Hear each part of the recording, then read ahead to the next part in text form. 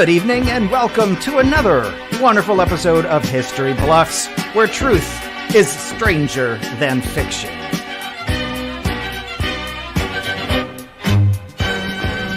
I would like to welcome now to your screen the host for the most. It is Chris. Here I am. Hello, everyone. Welcome to another episode of History Bluffs. Thank you so much for joining us. History Bluffs, of course, the show where we do indeed discover that sometimes the truth is stranger than fiction. Everyone give it up for Adam Bellis, our tech magnifique in our tech booth. Thank you so much, Adam. Hey, I'm just glad to be here, Chris. Thank you. Yes. So for those of you joining us, History Bluffs, we have a format that features three panelists, highly knowledgeable individuals that are going to be given a topic at which they will look up, and then they will astound us with their knowledge on this topic. The twist is that two of these three panelists are telling the truth, and one of these three panelists, unbeknownst to me, unbeknownst to the audience, one of them is bluffing. So it's up to all of us to collectively figure out which one of these three panelists is the history bluff tonight. So without further ado, ladies and gentlemen, let us meet our panelists. First up, please welcome Alan Ford. Hello, Alan. How are you? I'm well. How are you, Chris? I'm doing very well, thank you. Good to see you. Thanks for coming too. back. Alan is a regular member here on History Bluffs. Joining Alan in our studio tonight is going to be our panelist number 2, Gina Hunter. Hi. Hello, Gina. Hello. Hi. How are you doing, Chris? I'm doing good, well. thank you. I didn't wear my tie tonight, sorry. No, it's all right. And then last but certainly not least, all the way from Chicago, Illinois, let's give it up for our good friend Carlos Rivera, panelist number 3. Cristobal. Hello. Good evening, Cristobal. I'm just here preparing my dinner while I get ready for the contest. Got a bottle of wine. What was that reaction? Wow, alcohol for an adult? Some disturbance from the audience. This is not drunk history bluffs. I think some of them were just a little taken aback that you were so cocky that you're already opening the champagne thinking you're going to win the show tonight. This isn't champagne, sir. It doesn't come from the French region. This is just straight up Pinot Grigio. All right. Pinot Grigio. Pinot Grigio. Carlos has not lived in Florida for quite some time. Favorite wine, of course. Carlos has forgotten that Florida is clearly a dry state. So, except in the summer. So, Alan and Gina and Carlos, welcome to tonight's show. Thank you three will be regaling us with your depth of knowledge, and we are going to have Adam bring up the screen showing tonight's rules, and I'm going to give you guys the topic. You are all going to be historians tonight talking about signal, signal, whatever that inspires for you. Your history topic tonight is signal. So, ladies and gentlemen, our panelists now are busy doing some research. The topic is signal for tonight's show. They get 2 minutes for research. They can take notes. They can only completely lie or completely tell the truth, and they cannot use the audience for help. And one thing we do ask and the glass, please. Sorry, Gina? Sorry, did that come out? Yes, it did. I thought I was on mute. Okay. No, you were not. Sorry. Okay. What's going on back there? One thing we ask of the audience sorry, Chris. while everyone has access to computers, we're all on computers right now, we ask the audience, please do not Google this topic and call out our bluffs or our historians, our panelists, on any factual errors or misdirections until the end of the show, when you are giving your guesses as to who might be indeed the bluff versus the history buffs, the truth speakers for tonight. So as our panelists get ready, I'm going to explain the format of the show. Again, they're doing research. We're going to have 3 different rounds where each of our panelists, starting with Alan, then going to Gina, and then Carlos, and then we'll mix it up for the second and third rounds. But in 3 different rounds, they're going to tell us a story connected to the word signal. And then Each of the rounds will get shorter and shorter. We'll begin with 60 seconds. Round 2 will be 45 seconds, and round 3 will be 30 seconds, in which they will then wrap up their story, at which point we will determine from our magnificent storytellers which one of the 3 of them, as best we can tell, is bluffing, trying to bluff us tonight. So, with that being said, Adam, how are you doing? I didn't ask you at the top. How are you doing, Adam? Oh, geez, I'm just great here. I'm confined in the little box of technology here, and I hope you drop me some food or water sometime soon. I would appreciate that. And here to serve. Here to serve, Chris. We indeed will do that. And Carlos, maybe even be kind enough to send you a message with some of his wine to share with you. Fantastic. And that might be nice for you. So, but let us get started, shall we? Go right into it. Ladies and gentlemen, our topic, as I said, was signal. And we're going to begin round 1 with Alan Forbes. Alan, you are up on the floor. All right. Well, I will start talking now because the timer started. I will. Timer, 60 seconds on the clock. I think, Chris, that's what we're doing. That's correct. Round 1 is 60 seconds. You're the boss. Alan, 60 seconds. Go. All right. The first traffic signal, that's my topic, signal. Traffic signal was invented through a partnership with Thomas Edison and the Englishman Walter Manny. Manny noticed how incandescent bulbs, as opposed to gas-lit lights, could not only require less maintenance, but also could be switched on and off from a remote location much easier than gas-powered railroad signals, which had to use a physical barrier to block the light from red or green signals for oncoming trains. Edison was hesitant to have his invention used outside of the U.S., as Manny had use for it in the heavily driven streets of London, England. After multiple visits to the site and multiple written exchanges, Edison finally conceded to allowing his patent to be rented for a limited time basis to Manny for 10 years. Manny was impressed by the efficiency of the electric... More later. Carlos, find out later. Answer the question. We will find out in round 2, Carlos. For the love of God, tell us now.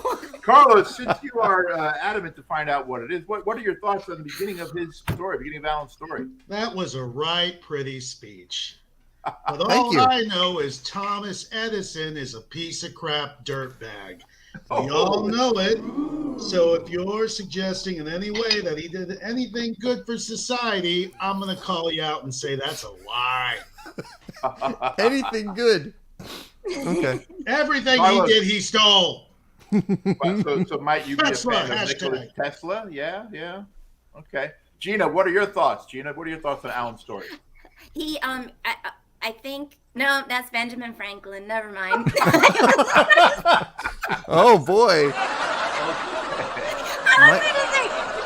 I mean, this is a fun fact, since this is a history show, that Benjamin Franklin, he perused the charlatan houses in London a lot and France, but that's not Thomas Edison. So I take Carlos's word that he's a piece of crap. I don't think that's the Gurgio talking. I think that's him. And I don't know yet. I don't know yet about Alan's story because we don't know what the thing is, because you won't let him keep going. Well, we will find out. And Gina, since Yes. you here speaking last, I'm going to have you begin your first round. So we'll get you up here. And Gina, your first round begins now. Everyone's right. drinking. As I speak, I'm going to get started. So the first thing that I would like to say is that I took signal as potentially, like, you know how there's espionage and a lot of times they have secret signals to signal to each other. That has nothing to do with my story, but it's where it was inspired. So in the medieval times, did you know that there were samurai in Japan?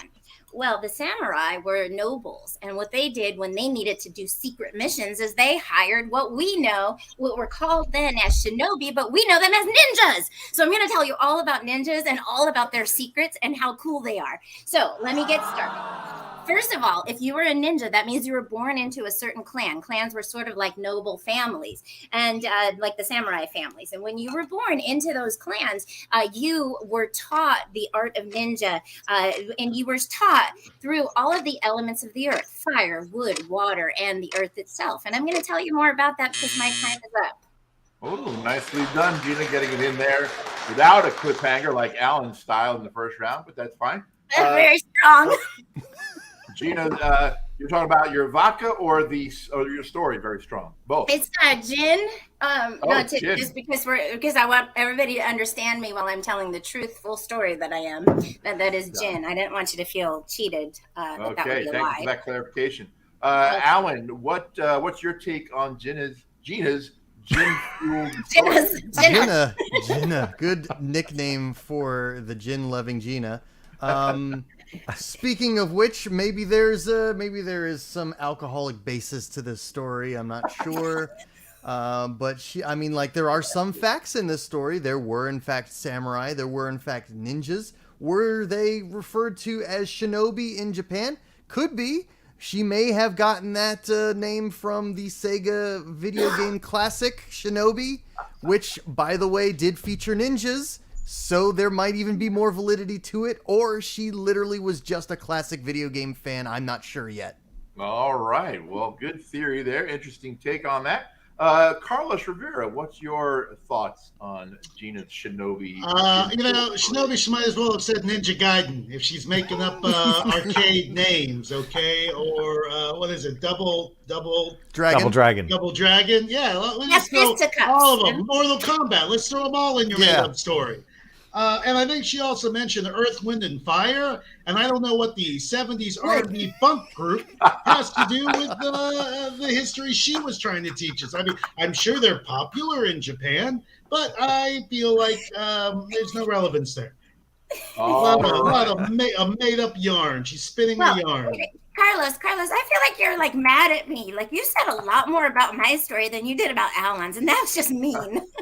It's just straight up mean. He's had a chance to have a couple more cups of his wine, so don't invoke Earth, Wind, and Fire in your lies. Carlos, we are going to have you come back on screen, and we're going to hear your first round story. All right. You have 60 seconds on the clock, and your first round story begins now. I'm going to spin you a real story about something called the WOW signal.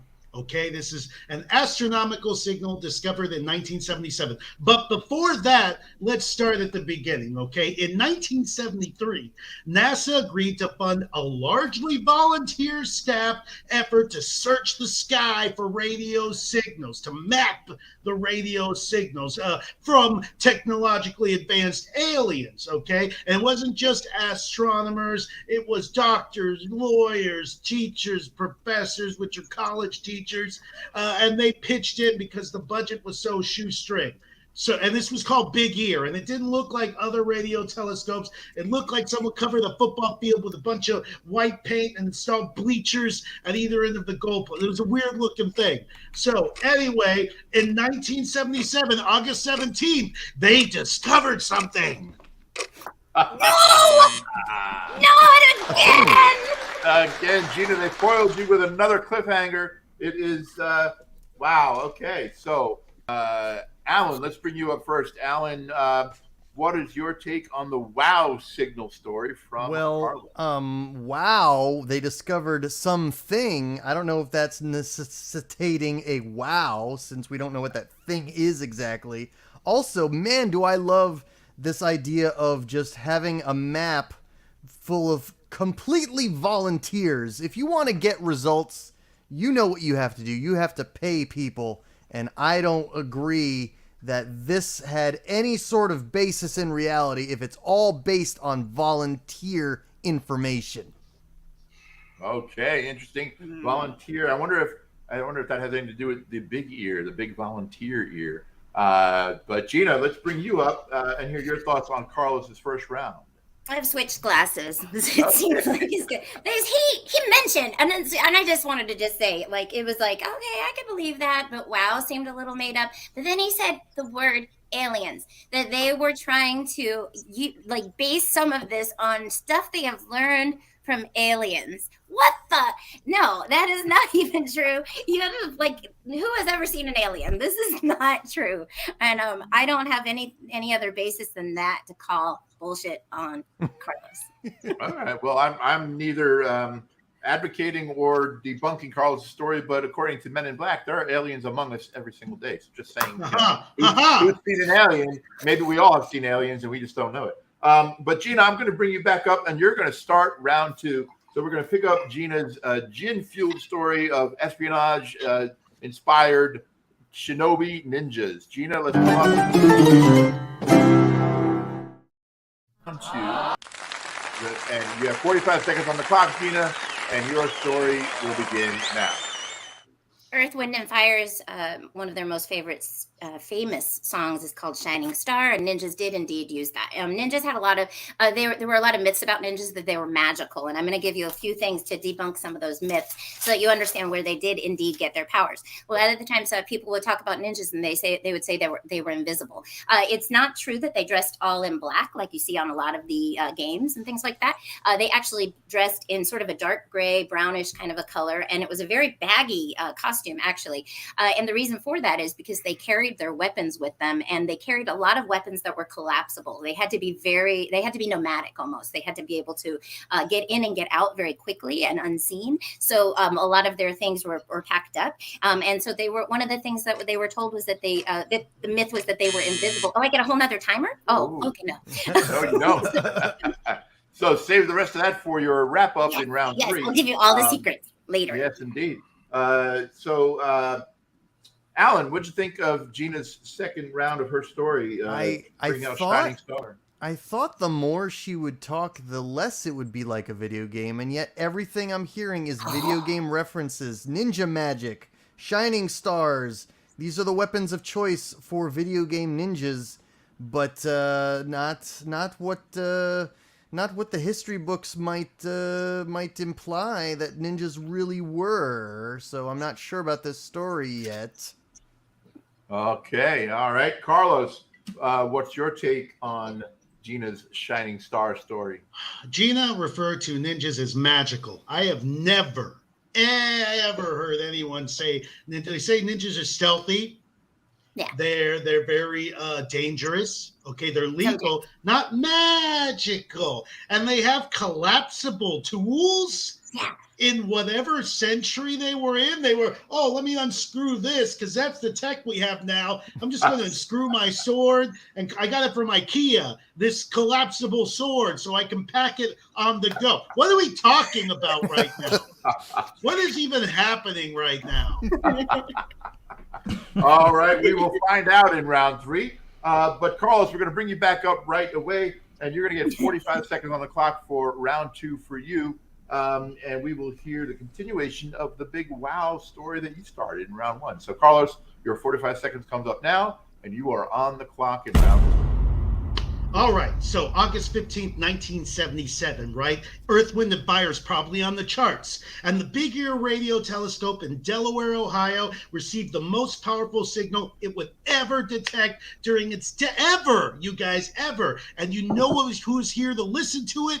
Nobody, because that's not how radio telescopes work. We're not just listening to it all the time like in that BS movie Contact. The information comes in, the signal just lasted 72 seconds, but on a printout days later, my man, what's his name? Where's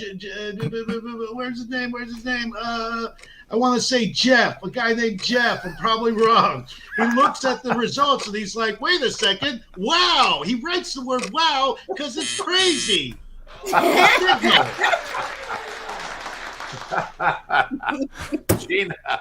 Gina, what are your thoughts on a guy named Jeff saying wow? Well, I am in agreement with Carlos that Contact movie was BS because it was about aliens. And then my second comment would be that it's very similar to that Monty Python Search for the Holy Grail, where they say, oh, it's a really magical wizard and his name is Tim. It's like this guy, Jeff.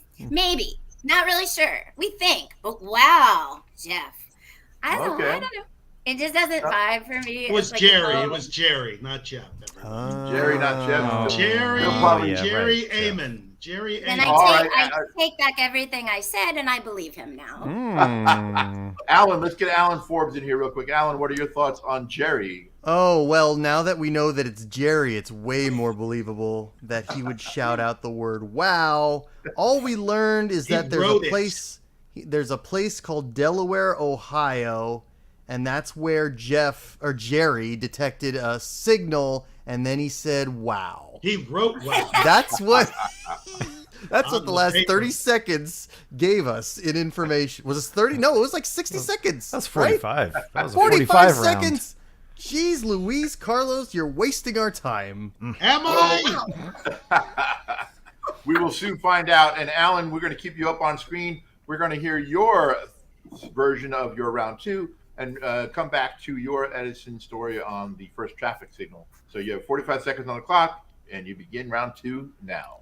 All right, so Manny was impressed by the efficiency of the electric traffic lights in control of all forms of traffic in the busy intersection of London, and it was only a matter of time before Edison would set up his own system in Manhattan, but this time he had to approach Manny for permission. Manny and Edison reached an agreement. By the turn of the century, electric traffic signal was commonplace in New York City. Officials were very pleased with the easy-to-understand colors of the traffic signals, as trains had been using the system with gas lamps for decades prior. But wait, Nikola Tesla, however, was already in disputes with Edison over other patents, which distracted Edison from renewing his patent on the system. Manny would become sole owner of the traffic light patent in... Ooh!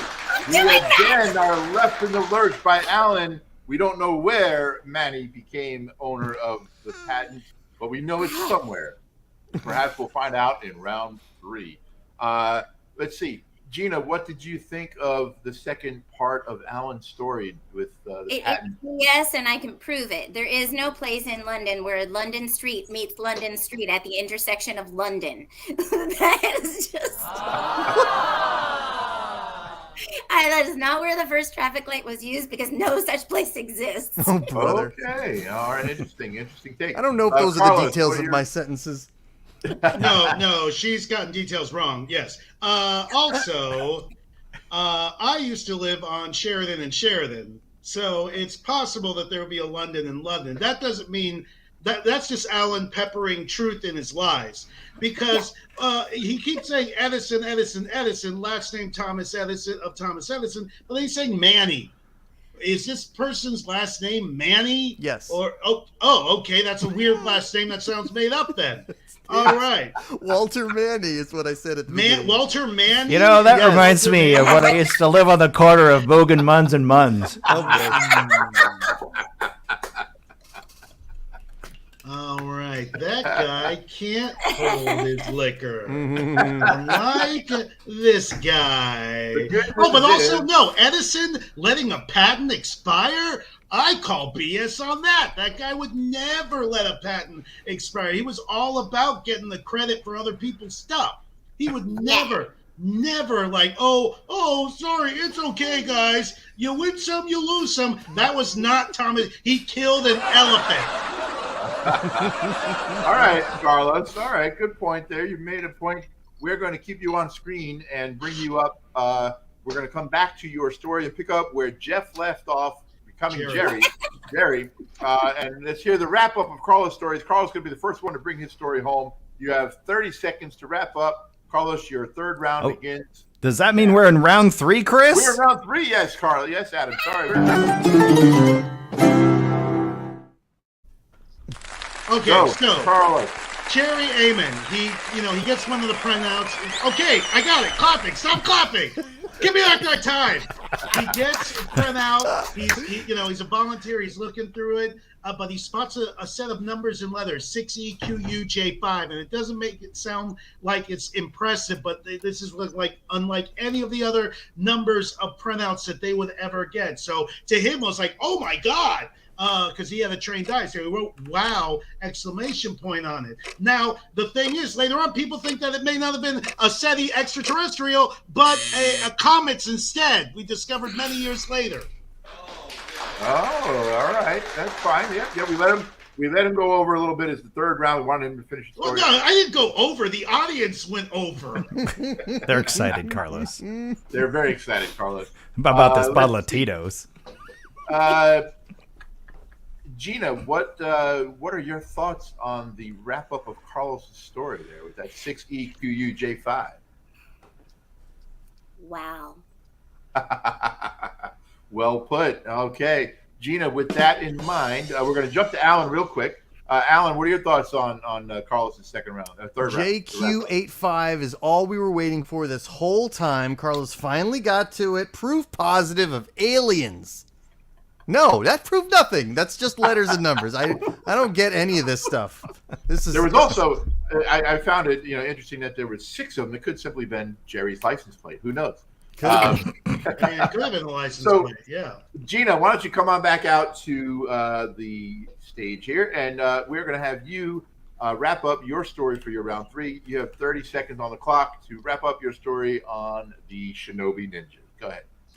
Okay, so the training for Earth meant that they would learn how to start fires from pretty much anything, and they would use that to distract. When they would actually be invading or raiding castles, they would start a fire far away so that would take focus.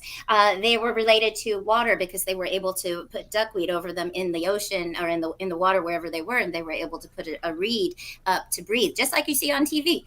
They would use... They learned how to camouflage to fit into the trees and the rocks. They also could stay still like stones. And then the magic that you see, if I'm allowed extra time, I will tell you. Yeah, we'll give you a couple minutes. A couple seconds. A couple minutes. You may have heard of this. You may have heard of that sword katana. It was used for 3 things. One thing, it was expandable, actually, so they could actually use it to kind of probe forward in the dark crevices of the castles. It also had a hilt, a really, really strong hilt that they could lean it against the wall and they could parkour off of it. So they would climb it like a step. The third thing they could do is in the hilt, they could pull it apart very quickly in their enemy's face, and it would have cayenne pepper in it and make them rendered useless and helpless. And these are things, just some of the things that made the legends and the myths of the ninja as strong and as valid as they are today in all of those video games. Wow. Yeah. All right. Thanks, Gina. Carlos, we'll give you the first crack at debunking Gina's third round story there. I want as much extra time as she had, in addition to my regular debunking time. Okay, for your lies. Let's see where we're at with Gina's story of the ninja. And I think Gina may have watched The Fifth Element or Captain Planet earlier today, because she's talking about the elementals. By our ninja powers, we combine earth, water, fire, breathing reed, heart, lies. I am Captain Lie. That's you, Gina. Right. Captain Lie. Captain Lie. Captain. No, now I get to sing. Captain Lie. She's a hero. Oh, don't you play me out. You are played out, my friend. You are played out. We're going to bring Alan up. Alan, what's your take on Gina's story there? Well, a number of things. One, I like that the Earth section of their training is to start fires. It was not a PC time back then. Seems like that's the wrong category, but okay. That's the fire section of their training. The Earth section would be to put the earth on their face. The water was the duckweed with using the reeds in the straws. Okay, that's fine. Then they wanted to be like stones, which seems like that would be the earth. And then the starting of the fire is the fire. So I don't know. It seems like Gina has a whole bunch of information that if it were true, she would be more organized. Okay. No, and not organized at all. Like, don't you know that about me? She watched Captain Planet half asleep. That's right. Interesting observations, Alan, and we're going to keep you on screen, and we're going to have you begin your third round wrap up with 30 seconds on the clock, beginning now. All right. Well, I might end a little early since I'm donating all my time to the remaining 2 panelists. But yeah, Manny would become sole owner of the traffic light patent in England, and it remains patented within his family-owned corporation to this day. The U.S. patent has been turned over to the current holder of the traffic signal patent, who is not Thomas Edison or even under the corporation Con Ed, and I yield all that time to the other people because they took it. All right, we will.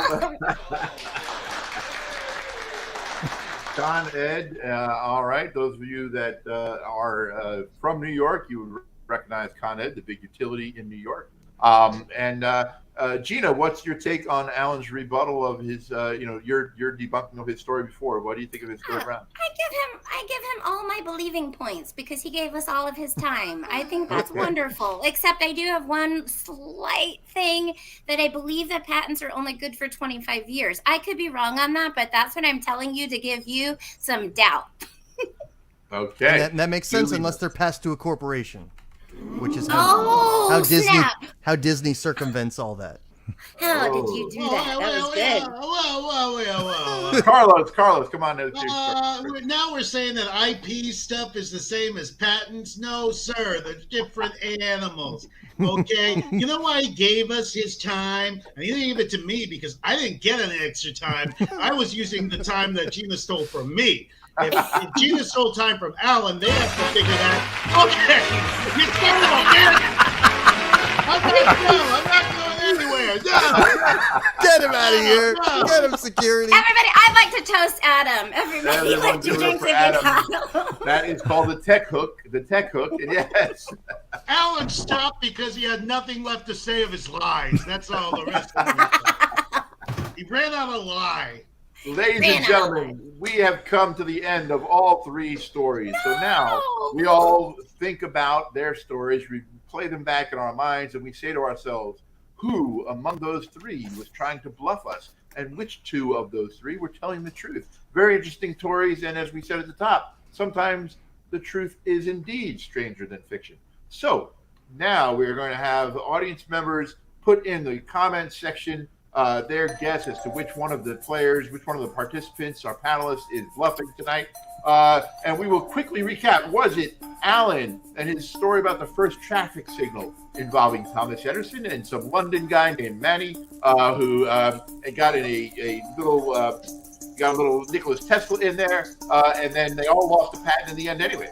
Or was it Gina with her gin and secret signal-inspired story about medieval times shinobi ninja and their collapsible weapons, their dark gray and brown uniforms, and their incredible mime improvisation skills to look like rocks and other things in their castle? Or was it Carlos with his wow signal story about some guy named Jeff? No, it was Jerry, and reading off the license plate number and saying wow from these aliens in the sky. Time to think about those three stories and figure out which of those three stories you believe, which one you don't, and who is telling us a bluff. So we It's a lot for Carlos there. Gina, yeah. Well, who's your guess, Gina? Is which if the other two might be? I do guess Carlos, but I also give my hats off to the last remaining ninja in the world, Junichi Kawakami. Okay. And Alan, who would you, if you had to pick one of the other two as a bluff, who would it be? I'm gonna say Carlos. Carlos, all right. Because there's no such thing as aliens. And JQ85 doesn't prove anything about aliens. 6EQUJ5. Oh, my mistake. It makes all the difference. Fix, Earth, Wind, and Fire. What the hell? Carlos, if you had to guess, between one of the other two to be the bluff, who would it be? Let's see. I feel like Manny's a made-up name. I've never heard of anyone with the last name Manny, so I'm guessing it is Alan. And also, I think that the last ninja is actually named Luigi Giovanni. All right. That's my uncle. That's my uncle. Guess is based strictly off of the one comment that Alan made when he said, Manny noticed something, and I'm thinking to myself, like, well, Manny noticed a lot of things, but okay. I'm going to guess Alan is my guess for the bluff, and let's see what the audience picks. The audience is ringing in, and the majority of the audience actually thinks Carlos is tonight's bluff. So Gina, I tell you, if you are the bluff, Gina, you pulled the wool over all of our eyes because no one picked you. You know why? Because it was stealth-like. It was stealth-like. Ladies and gentlemen, if you're wondering why we don't give Adam a guess, it's because Adam actually knows who the bluff is tonight. He's the only one that knows, besides the bluff himself. So, with no further ado, Adam, would you please reveal who tonight's bluff was? Was it? Oh, well, you know what, Chris? I'm going to have you turn your camera off just for a moment so we could just Got get it. the stage lined right up with these folks. We've got our folks. All right, here we go, ladies and gentlemen. It could have been tonight. Was it Alan? Oh, wait. Oh, no. Wait, hold on. Let me try this again. Was it Alan? No, that's not it either. Was it Alan? There we go. Was it Carlos? Or what do you think it was, Gina? Well, I'm going to tell you right now, the bluff for tonight, this whole time, it was Alan. Yay! Oh, man. Got it. There What do we I go. win? Yeah, what did we win? Carlos, you win nothing because I guessed Alan also, so we cancel each other out. But Carlos, you win 30 seconds extra time on Thursday's show, but unfortunately we don't tape on Thursday, That's good. so you get to use that. Any other topic that you'd like talking to anyone else in the world that you'd like to talk to? I Tell us you will. have 30 extra seconds. I will. All right. So, ladies and gentlemen, that is our show tonight. Appreciate everyone coming out for another episode of History Bluffs. We are going to be bringing these topics to you on a weekly basis. And once again, let's give it up for our tech Adam Bellis, everyone. Thank you. There you go. I appreciate it. Thank you, Chris. And thanks so much to our panelists. We have Gina Hunter. Sponsored by Bombay Sapphire Gin. Right. Sponsored by Bombay Sapphire Gin. We have Carlos Rivera. All my links / Carlos RVRA. And of course, tonight's bluff, Alan Ford. Thank you, everyone.